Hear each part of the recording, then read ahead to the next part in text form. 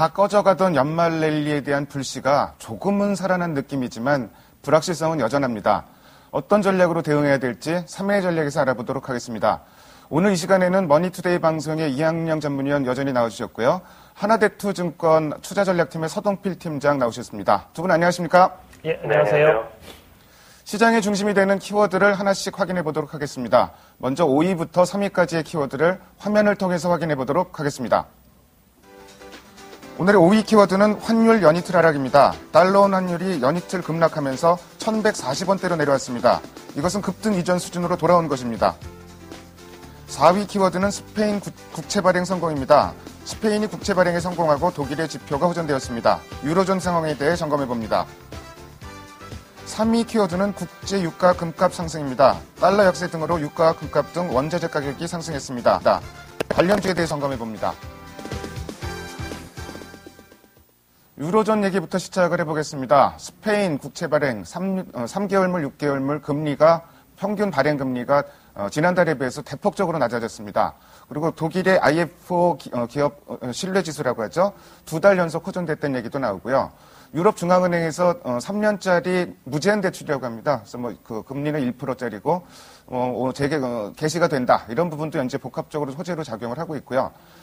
일각에 또 이런 얘기도 합니다. 결정적인 호재는 메르켈 총리가 오늘부터 휴가라는 거. 그게 이제 호재다 이런 얘기도 이제 농담처럼 하고 있고요. 반면에 신용평가사 리스크는 여전합니다. 서동필 팀장께 좀 여쭤보겠습니다. 유로존 여러 가지 호재가 나왔는데요. 신평사 리스크는 여전합니다. 유로존 상황을 좀 어떻게 보고 계십니까? 말씀하셨던 것처럼 신용평가사가 이제 유로 지역의 주요 국가들의 이제 신용 등급을 내릴 것이다 이렇게 얘기하고 있는데 사실은 오늘 밤에 내리나 내일 내리나 내리는 것은 내린다는 것에 대한 위험은 여전하다 이렇게 봐야 되겠습니다. 아시는 바와 같이 이제 프랑스의 사르코지 대통령은 이미 한 2, 3주 전에 우리 프랑스가 최고 신용 등급을 잃는다 해도 우리는 침착하니 잘 대응할 수 있을 것이다.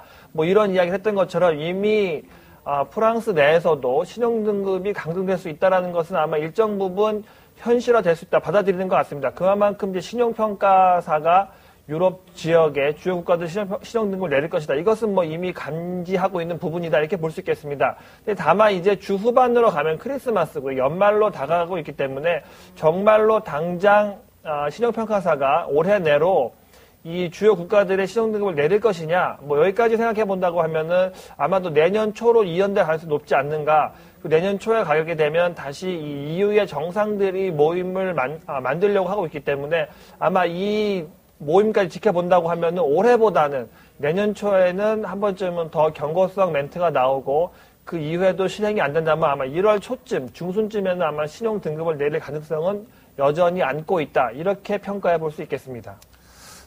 등급 강등 시기가 조금 늦춰질 가능성은 있다 이렇게 좀 말씀하셨는데요. 제가 이런 질문을 3인의 전략에서 몇 분께 좀 드렸는데 서 팀장님께도 좀 여쭤볼게요. 만약 등급이 강등됐을 경우에 일단 최악의 시나리오인데 이게 노출된 악재로 보는 시각도 있고 아니면은 강등됐을 때 이후로 후속적인 충격이 불가피하다 이렇게 보는 시각도 있는데요. 서 팀장님께서는 좀 어느 쪽으로 보고 계십니까? 내린다고 하면 그 자체는 아마 이벤트성 악재다 이렇게 봐야 될 것 같습니다. 그게 영구적으로 문제를 줄 것이냐기보다는 이벤트성 악재로 봐야 된다고 보는데 그 이유는 자 이렇게 보시죠. 신용 등급이 강등됐을 때 과연 무엇이 문제인가? 그러면 크게는 아마 EFSF의 이 조달 금리도 높아질 겁니다. 이것이 문제이긴 하지만 일반적으로 신용 등급을 내리면 각 금융기관 또 정부의 조달 비용이 올라간다. 이것이 문제인데 그러면 과연 여기서 독일의 금리가 더 올라갈 것인가? 라고 본다고 하면 유로 지역 내에 유일하게 안전자산을 평가받는 것이 독일 금리인데 미국의 신용등급 떨어졌을 때도 예를 볼 수 있듯이 이렇게 안전국가로 평가되는 쪽은 신용등급이 떨어져도 상대적으로 우위를 점하기 때문에 독일의 금리는 아마 그렇게 급하게 올라가지 않을 거다. 그렇다고 본다고 보면은 이벤트성 악재이지 이것이 계속해서 연이은 악재로 자리할 것이냐 거기까지 상정할 필요는 없다. 이렇게 판단하고 있습니다. EFSF의 조달 금리는 높아질 것이지만 독일의 금리 상승 가능성은 낮다. 그래서 이벤트성 악재다 이렇게 보시는데요. 약간은 시각을 좀 많이 긍정적으로 보고 계신 것 같습니다. 다음으로 원자재 가격 얘기해 보겠습니다. 글로벌 증시 급등하니까 원자재 가격 당연히 따라서 올라갔습니다. 달러의 약한 약세가 나왔고요. 뭐 금값, 유가, 원자재 가격 일제히 상승했습니다. 오늘 유화 관련주, 특히 이제 그 석유화학 관련주들은 정유 관련주죠. 정유주들은 뭐 최근에 낙폭도 컸지만 급등하고 있고, 소위 이제 그 경기 민감주로 평가되는 원자재 관련주들 반등폭이 상대적으로 좀 크게 나타나고 있습니다. 이학년 위원께서는 글쎄요, 이런 현상이 좀 연속성을 찾을 수 있을까요? 또 어떻게 대응해야 될지 이런 주식들, 그런 전략도 같이 말씀해 주십시오. 네, 저는 이렇게 생각합니다. 단기적으로 그 연속성을 가지리라고 확신하기 쉽지 않다라는 생각 갖고 있고요. 일단 좀 긴 흐름에서 보면 유가 플러스 금값, 은값, 구리값 이런 거 전부 다 결국은 유로화의 방향성과 일치했던 경험이 많다는 것만 주목하시면 되겠습니다. 그럼 원론적으로 유로화가 어떻게 될지 이건 뭐 종잡을 수가 없는 것이죠. 단기적으로는요. 장기적으로 뭐 약해질 수밖에 없지 않냐라는 생각을 좀 갖고 있는데요. 그야 뭐 참고하셔야 되겠고요. 보다 좀 장기적으로 보면 저는 이렇게 봅니다. 유가는 그 단기적인 어떤 판단은 내리기 쉽지 않고 그에 따라서 정말 정유주로 샀다 팔았다 하는 건 제가 봤을 때는 기름을 지고 불에 뛰어든 거랑 똑같이 위험천만한 일이라 생각합니다. 다만 어떤 기본적으로 유류의 소비가 가장 많은 건 결국 운송수단이기 때문에요. 철저히 수급 논리로 따라야 된다는 생각 갖고 있습니다. 언젠가는 전기차라든가 하이브리드카가 특히 이제 좀 100% 전기차 우리나라도 내년에 3개 자동차 메이커가 다 출시한다고 그러고 있고요. 본격적으로 판매가 나올 텐데요. 정말 빠른 속도로 회복되면 자동차 보유 대수가 아무리 늘어나더라도 큰 상관은 없겠지만은요. 일단은 자동차 보유 대수가 늘어나고 있고 현재도 늘어나고 있는 시점에서는 단기적으로 유류에 대한 소비는 늘어난다고 봅니다. 그러면 공급이 계속 쫓아가겠느냐? 공급은 순간적으로 늘어났다가 조금 쉬었다가 다시 늘어난다. 이런 거죠. 그렇기 때문에 하루아침에 공장을 신증설하는 건 쉽지 않다는 거 기억하시면 좋겠습니다. 금은 분명히 투기적인 수요는 감소할 가능성이 분명히 있습니다. 최근 들어서 그런 그런 경고 멘트도 많이 나오지만요. 어떻게 또 다른 곳에서는 또 2,500달러 내년에 문접시 간다는 얘기가 나오기 때문에요. 그만큼 시각이 많이 다릅니다. 금은요. 다만 우리나라 한국은행도 올해 2차례 샀지만은요. 각국의 중앙은행 중에서 생각보다 경제 규모에 비해서 턱없게 금이 없는 나라가 많습니다. 우리나라 대표적이고요. 뿐만 아니라 인도라든가요, 중국 이런 데 중산층이 폭발적으로 늘어나면서요. 금에 대한 수요, 심지어는 다이아몬드의 수요도 많이 늘어나고 있기 때문에요.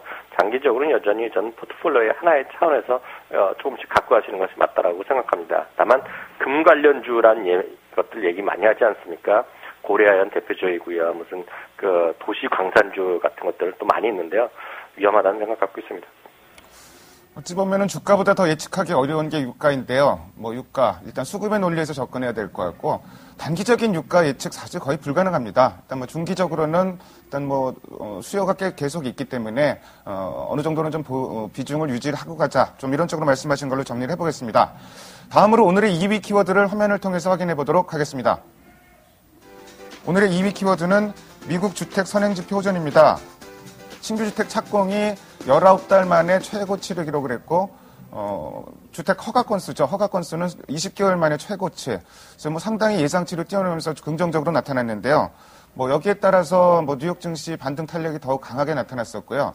특히 이제 허가 건수, 신규 착공 허가 건수 같은 경우는 미국의 이제 경기 선행지수를 구성하는 10대 지표 중에 하나에 들어가기 때문에 이거에 따라서 선행지수도 좋아질 것이다. 이런 얘기들도 많이 나오고 있습니다. 일단 지표 자체는 좋아졌는데 서동필 팀장께서는 글쎄요, 이 지표 호전 의미를 좀 부여할 수 있을까요? 네, 주택시장 지표는 지난 3년 동안 별 관심이 없었습니다. 더 나빠지지만 않아라 이 정도였는데 지금처럼 다시 개선될 수 있다 이런 기대감을 주는 것은 상당히 의미 있다고 보고 있습니다. 왜냐하면 내년 같은 경우만 해도 미국의 경제가 좋아져야 되는 요건 중에 하나가 아시는 바와 같이 고용지표 당연히 있지만 주택시장이 돌아줘야지 좋아질 거라는 그러니까 주택시장이 새롭게 경제를 이끌 수 있는 한 지표로 지금 내년부터는 삼고 있는 상황입니다.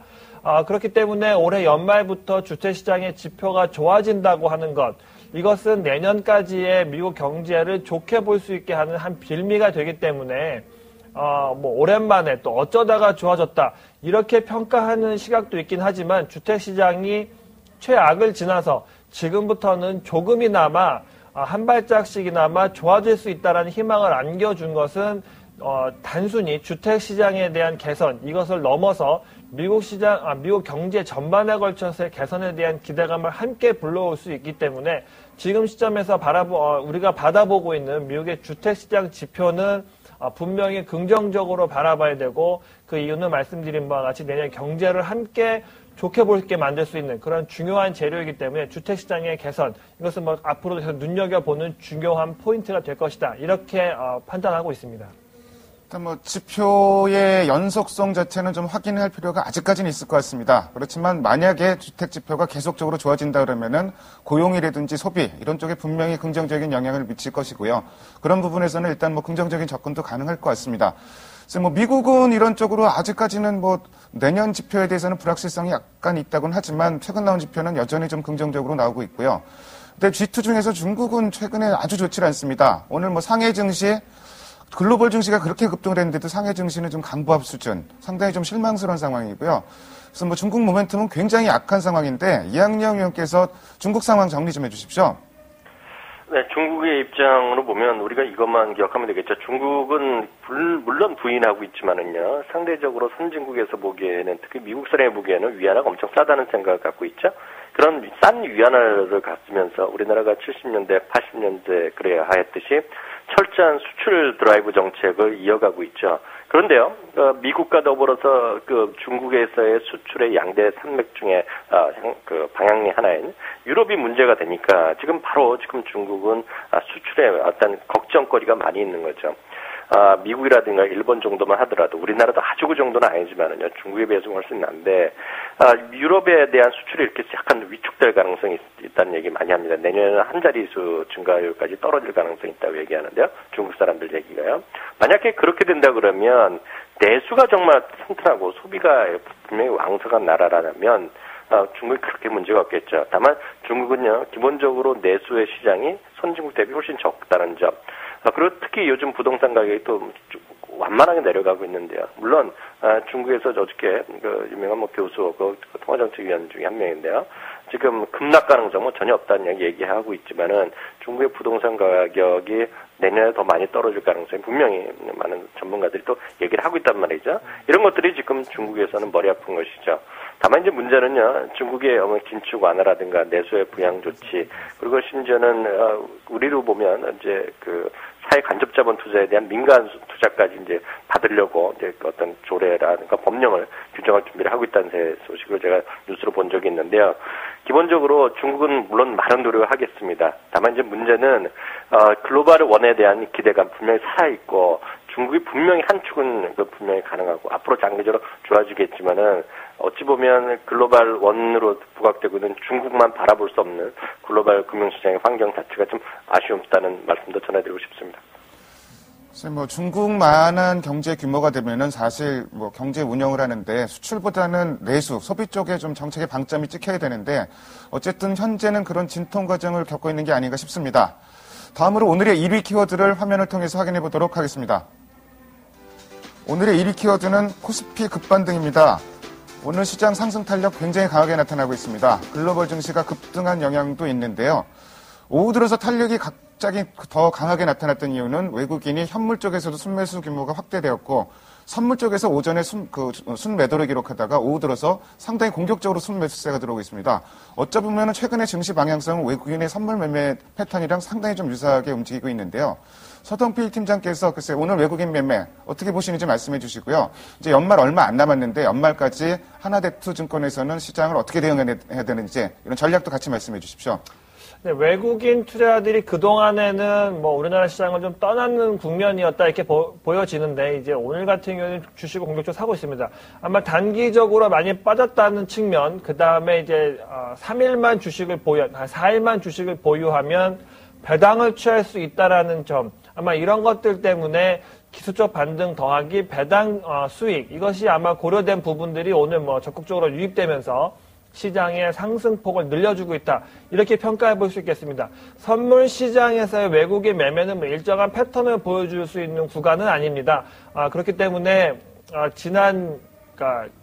그저께죠, 월요일 같은 경우에는 선물을 대거 팔면서 시장의 분위기를 흉흉하게 하기도 했고, 뭐 최근 들어서 다시 선물 좀 사주기는 있지만 선물이 이렇게 매수를 번갈아가면서 나타나게 되면은 이 선물과 현물의 차이인 베이시스가 움직이게 되고요. 베이시스에 따라서 이제 프로그램 매매가 움직이는, 그래서 수급 공백을 프로그램 매매가 관장을 하다 보니까 더 외국인의 선물 매매가 시장에 영향을 많이 미치는 것처럼 보인다. 이렇게 평가해 볼 수 있겠습니다.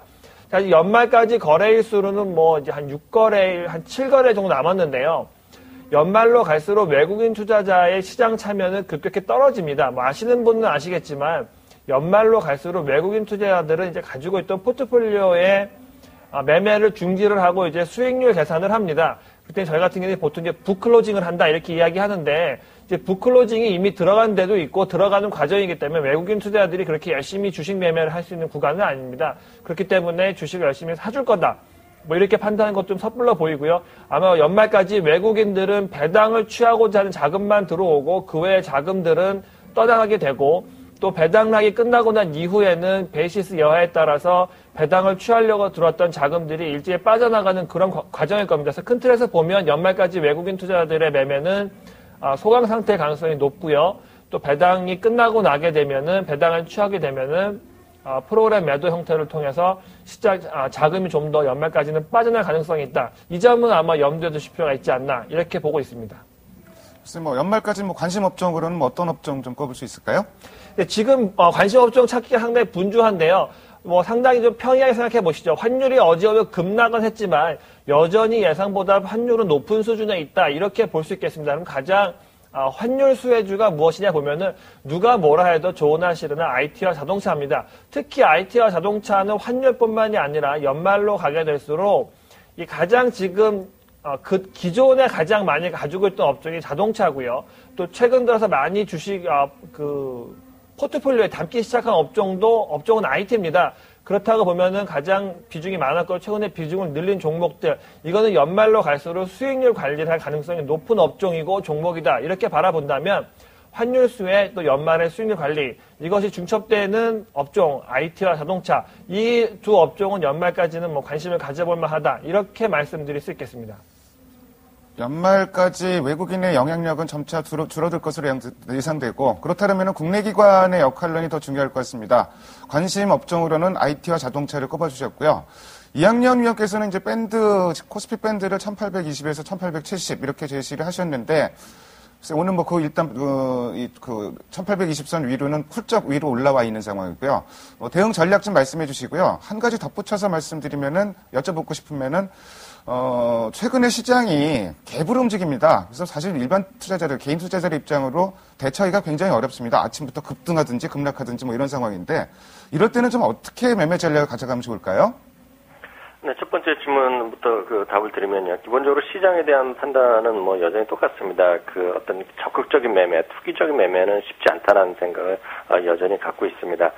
그만큼 변동성이 매우 커져 있는 시장이고요. 특히 우리나라 투신권에 좀 바라볼 수밖에 없는 그런 시장이 아닌가 싶습니다. 지금 투신이라든가 연기금의 적극적인 매수가 이어지지 않는다면 시장은 올라가기 쉽지 않은 구간이라는 생각을 갖고 있습니다. 다만 미국 시장에 대한 주도권이 분명히 갖고 있는데요. 앞서 서 팀장께서도 말씀하셨다시피 미국에서는 지난 주말 그리고 오늘까지 하면서 이제 북클로징한 기업 펀드가 대부분이 많기 때문에요. 큰 변동성은 별로 없으리라고 보고 있습니다. 저는 소강 상태 쪽에서의 어떤 많지도 않은 거래를 갖고 주가가 등락이 계속 왔다 갔다 하는 시장 될 것 같습니다. 말씀하신 대로죠. 매일 아침에 갭이 반복되고 있는데요. 방향성을 맞춘다? 외람되지만 지금 그것은 홀짝이랑 똑같습니다. 맞출 수가 없다는 것이죠. 저는 연말까지 크게 움직이는 시장보다는 다소 소강 상태의 큰 흐름을 보고 있습니다. 웬만한 투자가분들 그런 적극적인 대응으로는 쉽지 않기 때문에요. 일정 부분 60에서 70%, 60% 정도 내외 주식을 갖고 계시고 포트폴리오를 짜 두신 상태에서는 우리 연말까지는 마음 편하게 좀 쉬시는 것도 상책이라 생각 갖고 있습니다.